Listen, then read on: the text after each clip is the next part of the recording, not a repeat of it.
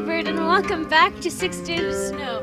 I have an apple juice next to me on my left-hand side, and I have a bag of peppermint, dark chocolate peppermint bark on my right-hand side. Why did I stutter about that? So, yeah, if you hear me drinking or eating something, that's what they are. Anyways, without any further ado, let's just jump into it. Yes. The next day progressed much like the previous day had, and the day before that, and the day before that. I awoke early, far too early, and flinched away from the cold like a newborn babe. Hey, babe. Looking pretty newborn over there. God, what the fuck am I... What is my life? Oh, she's here. Reiko, right... Fuck. I think I'm a little too happy about this. God, I need to calm myself down. Reiko... I'm sorry. Now I'm just laughing at myself.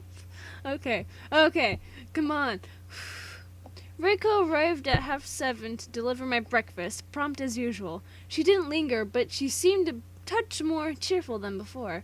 She even smiled at me. Yay! After eating breakfast, a simple, hearty meal with crunchy bean sprouts and brown rice, I contemplated. I thought about Sachiko. I thought about Kenta. I thought about Kenji. I thought about the snow and and isolation. God, there's a little tiny little space between the ice and the olation. Okay, and the isolation. And isolation and my writing and fireworks and all the kind letters I had received from fans and how harshly the critics had condemned me. I thought of my past self, who had been shameless enough to write love-struck poems about the pretty, fresh-faced young girls he had kissed, without considering what lay ahead. What happened when the fireworks faded? Miso soup, endless cups of tea, and inane conversations about the weather. Sachiko's skin had been so smooth, like the skein of a drum. I hope I said that right. Now it was withered and ropey. Shallow as it may sound, it was Sachiko's looks that attracted me to her at first. But now we were both getting old. Her good looks were fading. What else had I seen in her all those years ago, other than her pouty lips and her long eyelashes? I didn't know. Even now, I still don't know. But I didn't want to think about Sachiko, not in the Azami Inn. I much preferred to think about Reiko. God damn it, stop getting your dick hard about Reiko, okay? She's like young, okay? I don't know if she's of legal age or not, but god damn, this is making me uncomfortable.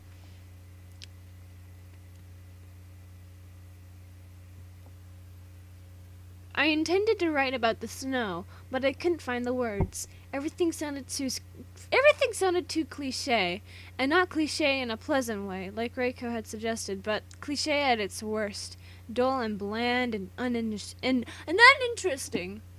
So I scrapped it. Left with the desire to stretch my legs, I arose from my room and set off into the recesses of the Azami Inn. Please don't give me I hope I don't get hiccups. Fuck. I walked down... I don't think I've ever actually... Oh, sorry. I don't think I've ever actually gotten hiccups during any of my videos before, huh? That would be interesting. Just like 10 minutes of me like... Hick! Sorry, guys. Hick! That's not what I sound like when I hiccup, but like... That would be funny. I mean, hell, I would hate it, but that would be funny to look back on. I walked down the corridor. Has anyone ever had hiccups during videos? Huh. I'm just thinking about that. Okay, we're playing a game. Shut up, me. Shut up, me. I don't care about me. I walked down the corridor, the tatami floor creaking beneath my weight, just as I expected it would. This did not stem from a lack of care. It was clear Miss Kakuchi? Kakuchi. Did I just say Kakuchi? Kakiuchi put a great deal of effort into the upkeep of this establishment, even with a skeleton staff. Meals were always on time, and they were delicious too. My room had been spotlessly tidy when Reiko first ushered me inside, and so were the hallways. The tatami mats must have been dusted and wiped down with the white vinegar on a bi-weekly basis. But that couldn't reverse the ravages of time. The inn was draughty and creaky and probably leaky too. Woo-wee! Leaky, draughty and creaky and probably leaky. That's how I like my... That's how I like my women. Gross. Gross. Gross. Why would I ever say... What possessed me to say that? The wooden furnishings were... The wooden furnishings were being eaten away by termites, and the building tipped precariously too. One side... Fuck, why did I read that weird? Precariously to one side like a drunken man leaning against a cane. Miss Kakiuchi could scrub and wipe and clean as much as she liked, often enlisting Reiko's help, it seemed, but that would not cure this building of its fundamental ailment, old age. In a way, it was somewhat sad. It was evident, at a mere glance, so much effort had gone into this inn, but at what cost? I doubted it could have been a self-sustaining business. Most likely it was running at a loss. Then again, I wasn't a businessman. It wasn't my duty to judge. But it did make me feel sorry for Miss Kakiuchi in its own way. Living in a secluded place like this, which was growing more and more secluded by the day, must have been enough to drive anybody mad. Ooh, someone's getting cabin fever. I crossed through the hallway and out of the entrance, and soon found myself in the snowy grounds outside the inn. The sun was high in the sky, but it was wan and pale. Wan pale. Hidden shyly behind the clouds. Maybe it was afraid of melting the snow. If it was, I would have understood. I felt guilty too for disturbing such a sheet of perfect, pure lily white. It was as I pondered this, my very presence crunching and compacting the once perfect snow, even as I stood there, that I heard a voice. It was a light, gentle voice, like the twittering of a robin. I was reminded of the bird I had seen skittering about in the branches of the trees the other day. But to my addled ears, this voice was even more charming. Is she singing? Or is she just saying, "Hello, Edgy? Hello, Edgy, don't cut yourself on that edge. Oh, wait, you did already. Ooh, you're up nice and early again this morning." It was Reiko. Of course it was Reiko. Who else would it be? She's the only goddamn woman in this fucking game. Who else in this cold, dismal place would address me so jovially? She held her trusty shovel in hand, as she had done before, the right sleeve of her kimono rolled up in such a manner that Miss Kakiuchi would surely have scolded her if she had seen. Fortunately, Miss Kakiuchi wasn't here. Reiko looked well for it. "Hello, Reiko," I greeted with a restrained bow. "Were you shoveling snow again?" "Around the hot springs. They're the only reason anybody ever comes here, so we have to make them look nice. It's a bit hard, though, when it's always snowing." Isn't it difficult work for a girl your age?" "I can manage it. I'm used to it. I'm tough." Rolls up sleeve and flexes arm. "Look at all that muscle. It's just nothing. It's just a fucking noodle arm. Look at all that." That's me, though. One arm is more muscular than the other. For me, at least. My right arm is more defined than my left arm because I use my right arm more often. So, my right arm only has actual muscle that stays like that forever. And then, I have to legitimately flex my other arm for it to be like, oh, there's actual muscle here. So why? Reiko Reiko gave me a reassuring smile, like a healthy, rosy-cheeked worker from a piece of communist propaganda, and flexed the muscles of her exposed arm. See, oh my god, I knew it! I love it when I describe things happening and then they actually happen in the next moment. That makes me so happy. I feel so on board. I feel so smart. There was no muscle definition to be seen. Oh my god!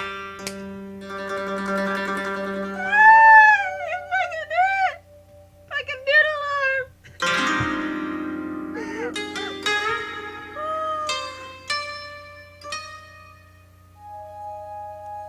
I'm really good at predicting things that happen, like imagining things and be like, oh, hey, this is gonna happen, and it happens. Or, I don't know, it's just a fucking big coincidence. What the fuck? There was no muscle definition to be seen. Her arms seemed rather too delicate to support a roosting butterfly, let alone shovel snow for hours on end. But Reiko, despite the irony of her gesture, hadn't been lying. She was tough. If you live high up in the snowy mountains, perhaps it's inevitable that your outer shell will be stronger than most. Stronger than most. I hope that meant shell will be stronger than most. I'm gonna say that it's supposed to be will instead of with. If Miss Kakeuchi had been there to witness this display, I fear she would have fainted. Not only was Reiko giving me an unabashed view of her alabaster arms, but she was doing it on purpose, too. How scandalous! Oh my! Of course, there was nothing erotic about the gesture. Reiko meant it in jest, obviously. Her eyes crinkled around the edges, and she started to giggle. For all Reiko disliked her life, she was still able to smile, tell jokes, and laugh. The laughter pierced my heart. It hurt. Say, Edgy.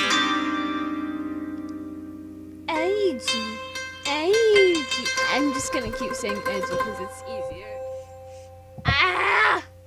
I'm like trying to get comfortable in my chair. I'm like, I'm gonna move around a bit, sorry. Reiko looked up at me, still smiling her coy little smile. If you don't believe me, I can prove it. Prove what? That I'm stronger than I look. Oh? I raised an eyebrow in amusement. And how are you going to do that? We can have a competition. A competition, I stroked my chin like a bard pondering their next composition. That sounds interesting. It is. Lean in close and I'll tell you about it. Ooh? You'll whisper it in my ear? Well, Reiko relented. You don't need to be that close. Close enough. Alright. Now my interest really was piqued. I shuffled forward curiously, surveying this impetuous young madame with folded arms. Is this close enough? Closer, Reiko said, and I obliged.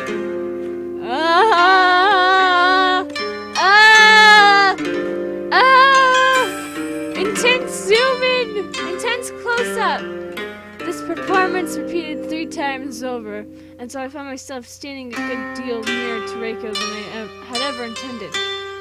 She was so close I could have taken her hand in my own if I had wanted to and linked our fingers together. Why would you suggest that? I could have pressed Reiko's tiny pale hand between mine like dried flowers in the pages of a scrapbook. What? Ew! Reiko's body was so small.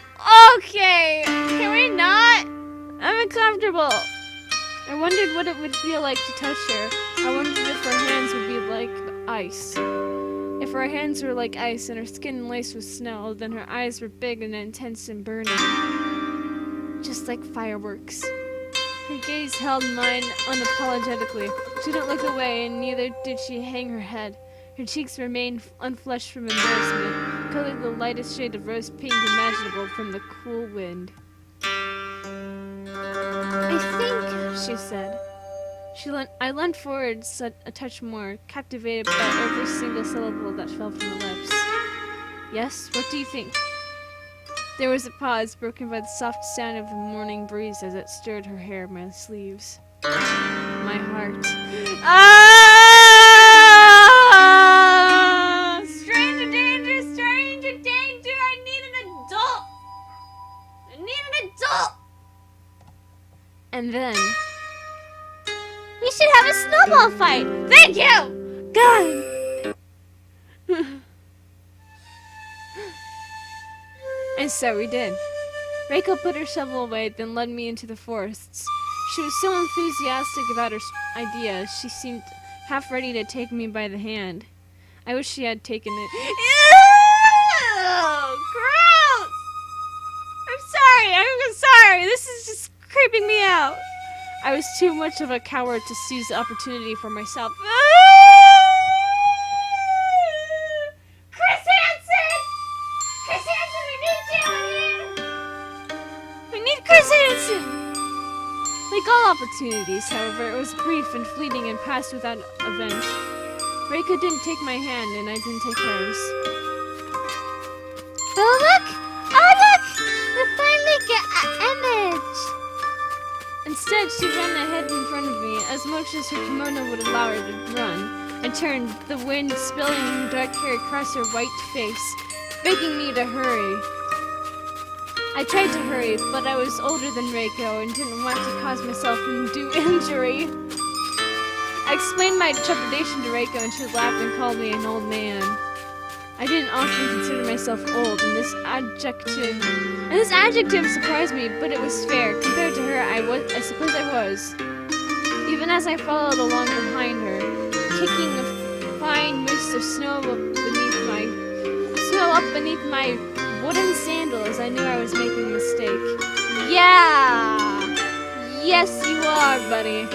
Yes, you are. Yes, I'm taking a screenshot. Don't even ask, okay? Don't even fucking ask, man. You know what I'm doing. You already know what I'm all about. I like taking screenshots, okay? Screenshot for the thumbnail. Screenshot for the thumbnail. Screenshot for the thumbnail. You know, it's just the way I do. It's just the way I live. We were happy in the moment, yes, almost deliriously so, like two lovers eloping.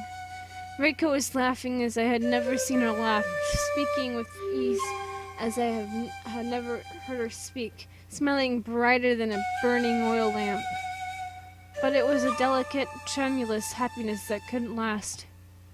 It was a happiness that could exist only within the moment, built on desperation and fear and future hurt.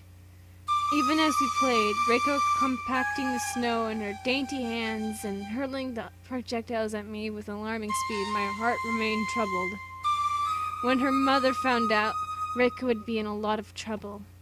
I would be in trouble too, of course, for distracting one of the maids in such a unseemly manner, playing with her no less. If we'd been engaged in intimate relations, it would have been easy to understand, but this was the kind of thing children did. But Reiko was a child. Yes, and I need Chris Hansen!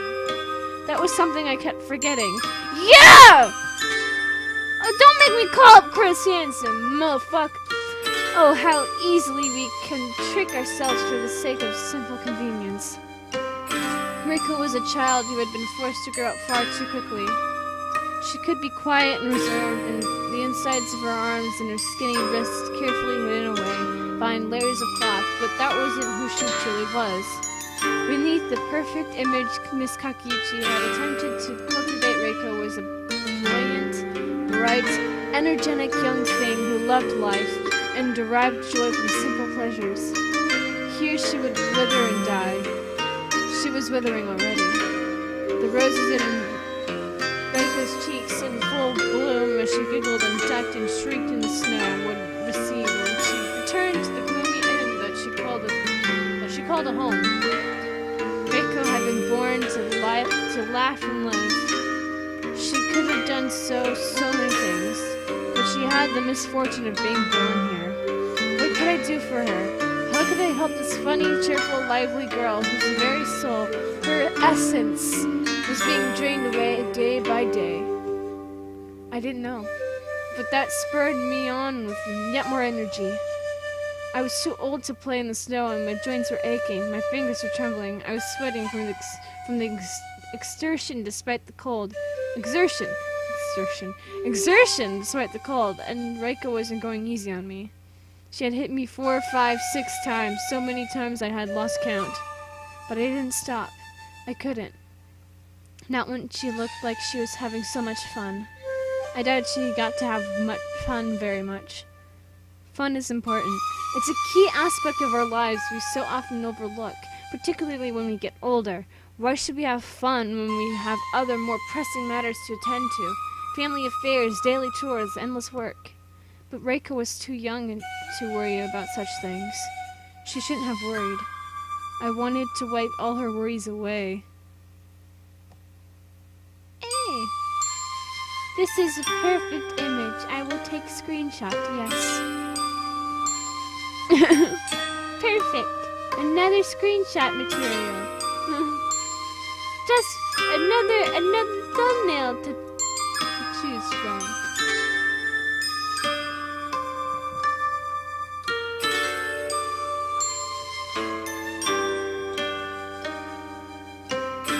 Riko's head was tipped back. She was laughing. At that moment, I wished I was a painter or photographer, not a writer.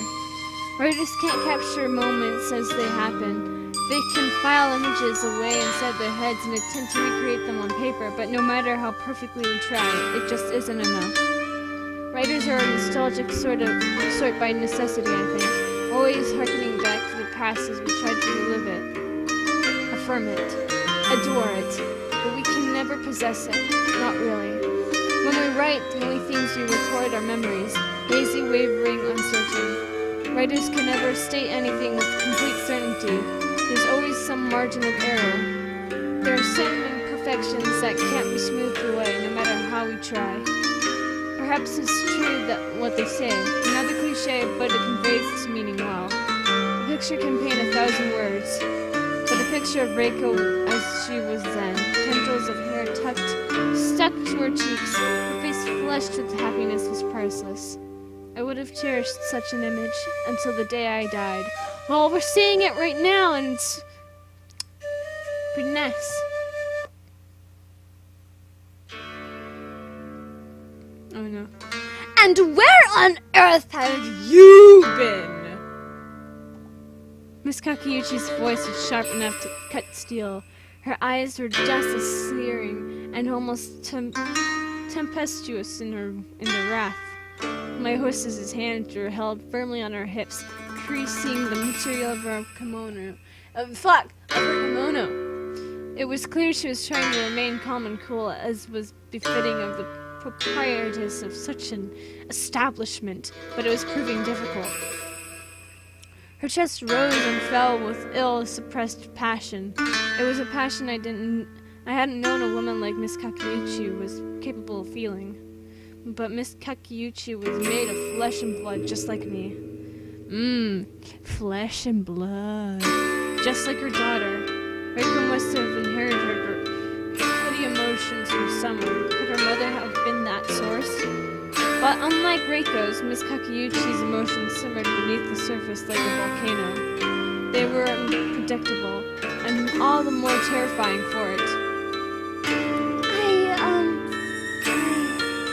Reiko certainly seemed terrified enough, because the poor girl hung her head, looking down at her feet. Her legs and ankles were flushed pale pink from the cold, and so were her fingers, slightly swollen from exertion. Her cheeks, however, had already begun to lose some of their healthy glow. It was just as I had predicted.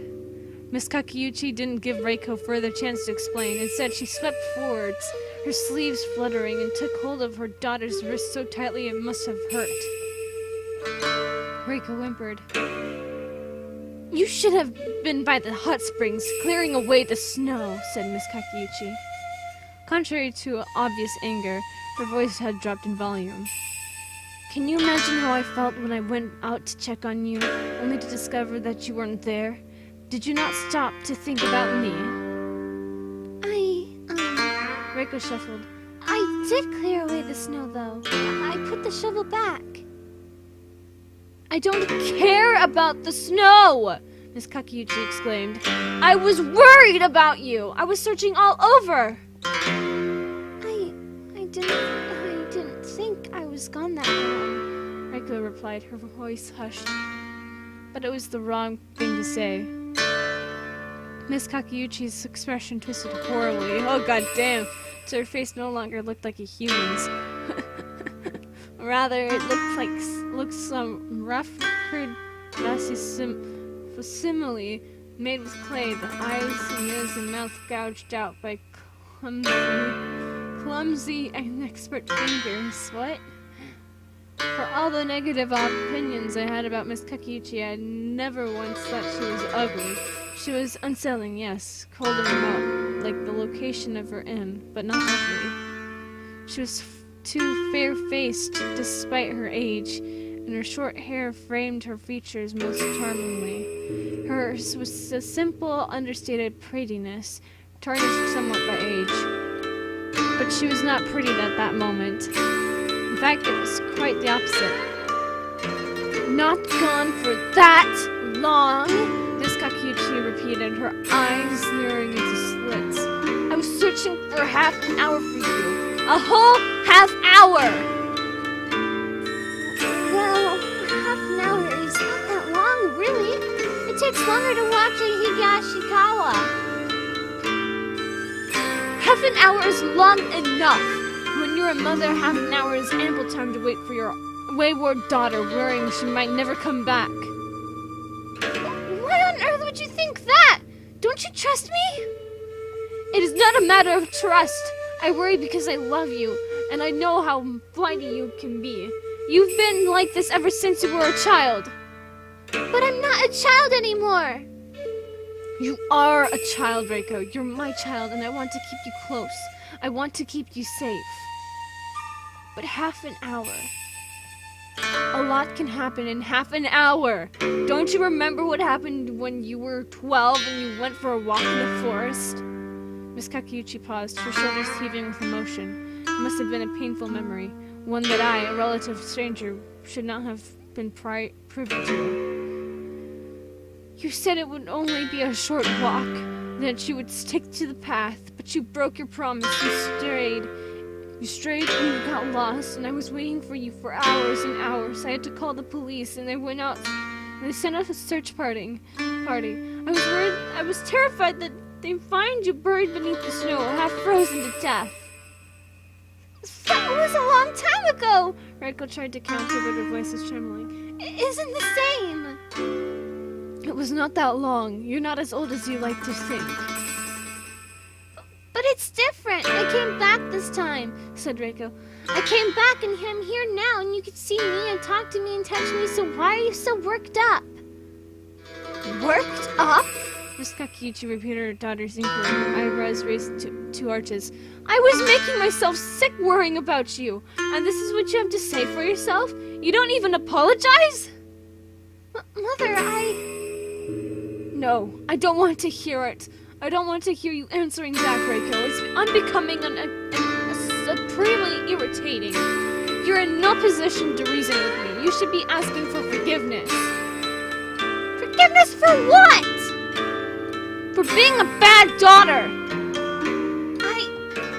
Reiko's mouth fell open, stunned and shocked by the injustice of it all. But no words came out. Instead, there was a broken sob. The tears didn't well in the corners of her eyes. They remained suspiciously dry. Perhaps it was because she had known. As Reiko and I walked back through the forest, retreading our ugly footprints that scarred the pure white snow, she had fallen silent. She had shuffled a little closer to my side with each and every step, and again I had wondered whether she might take my hand, but she hadn't. Instead, she had seemed content to exist beside me, her shoulders are almost brushing as she sighed. I had a lot of fun, she had said. That's good. I had a lot of fun, too, I had replied. but she had said it in the past tense with a maudlin look on her face. She had a lot of fun. When she returned to the zombie inn, however, that fun would be far behind her. Fun was something Reiko's childhood had been devoid of. Her life had stretched out in a long, lonely gulf without any friends.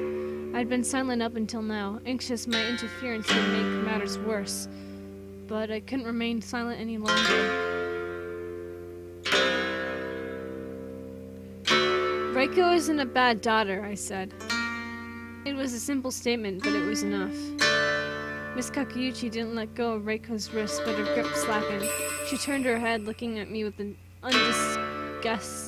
undisguised hatred, as no proprietress should look at her guest. It was the kind of look that would have earned this establishment a very scathing review indeed, had I not known this gesture would be entirely useless and wouldn't help Reiko in the slightest. In fact, it would probably have made things worse. Oh? Miss Kakeuchi said, her eyes flashing. Oh! And what right do you have to say that, Mr. Tanabe? You have only been here for 3 days. Do you profess to know my daughter better than I do? No, that isn't it, I said, struggling to keep my voice smooth. It isn't Reiko's fault that she was absent. It was mine. What do you mean? I wanted to go for a walk, and I asked Reiko to accompany me. I didn't feel comfortable venturing into the forest by myself. Miss Kakeuchi looked me up and down, her eyes narrowed. Is that so? Yes, I said, and I bowed my head deeply. I apologize for any offense I might have caused. But you didn't seem to have any problems going into the forest alone 2 days ago. Ah, yes, I remembered. I had asked Miss Kakeuchi if there was anywhere I could go for a walk, and she had responded in turn. Just keep to the signs. If you don't stray from the signs, you'll be fine. I'd set off on my own, lost to my undulating, not entirely important thoughts. Reiko hadn't been with me back then, and neither had I asked for a companion. It was little wonder Miss Kakeuchi didn't trust me. Why would she? To her, I was nothing more than an unwanted interloper, forcing myself between her and her daughter. It was crude, really, uncouth. As a stranger, I had no real right to insert myself into this conversation. It would have been much more gentlemanly to skirt about the two warring factions and retreat to my room. But I couldn't do that. I might have been a stranger, but I had become too involved with Reiko to let her suffer alone. I just wanted to see if there were any interesting sights. I thought Reiko might know, given she has lived here all her life. I thought it would be better to have a guide than to search by myself. Sights? What sights? Asked Miss Kakeuchi. There are none. Yes, well, Reiko told me that, but I was insistent. I'm afraid I caused some problems for her. She was in the middle of shoveling the snow, of course, but...